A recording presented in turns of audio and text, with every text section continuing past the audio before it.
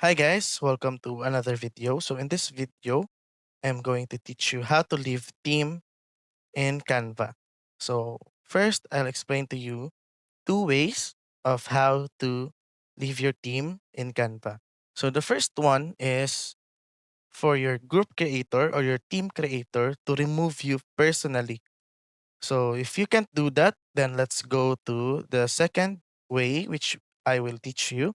So the second way is to go to settings and change your email address. So as you can see, I have a team here. I belong to YN's team. So to remove myself personally, so I will just have to change my email address.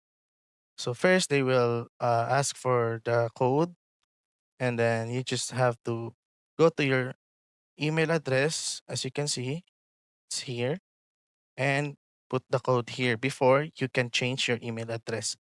So that's it, guys. That's how you change your email address and how to live in Teams in Canva.